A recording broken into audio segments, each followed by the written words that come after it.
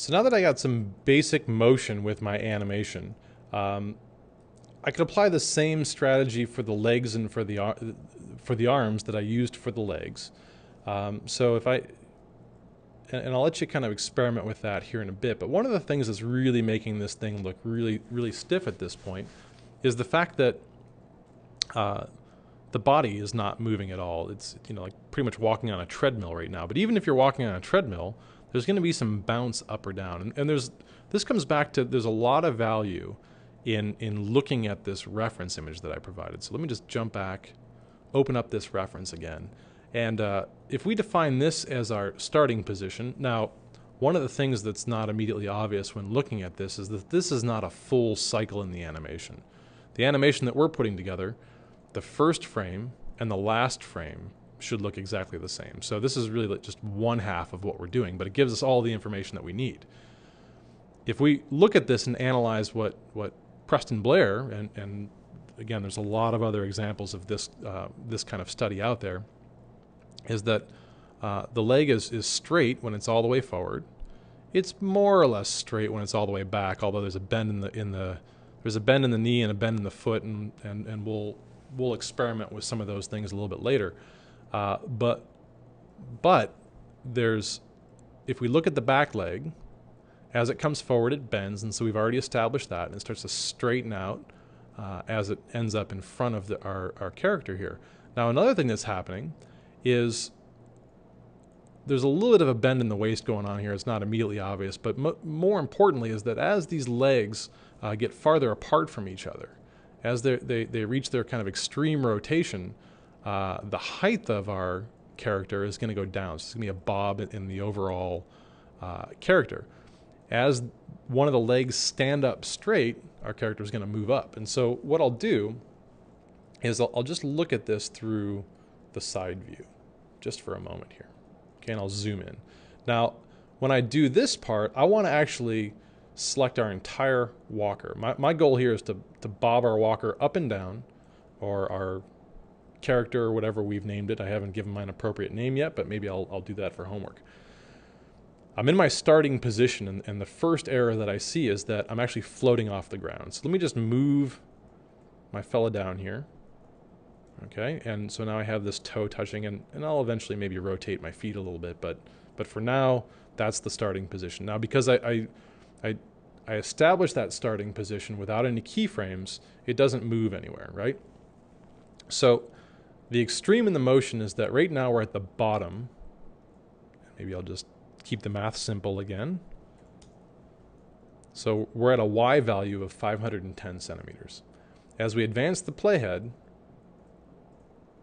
okay, right about frame 8, this is where we want to be as high up as our character should be. So again, the foot's kind of going down through the floor. So if I were to just kind of lift that up and set that back on the floor, we've changed that value a little bit. So that's what we're going to go for here. So I'm moving back in time, and I want to do this by establishing some keyframes. So this is, I'm going to cheat a little bit here. I'm just going to stick that toe through the floor to get that heel a little bit closer to the floor. And again, I'll do some correction for this later. I want to exaggerate this motion, and I don't think it'll be a big deal if the foot falls through the floor. So I'm going to record that first position. Now remember, I have the entire group object selected. So the whole thing is going to animate right now. I'll advance the playhead just to the point where I think that leg as that front leg is as extended as it's going to get.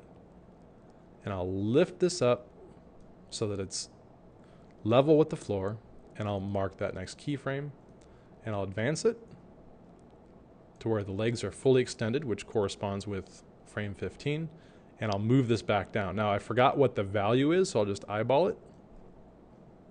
I'm a little bit lower than that. There we go. I'll cheat just a little bit. I'll advance the playhead right about there. I think this should be all the way up on the floor.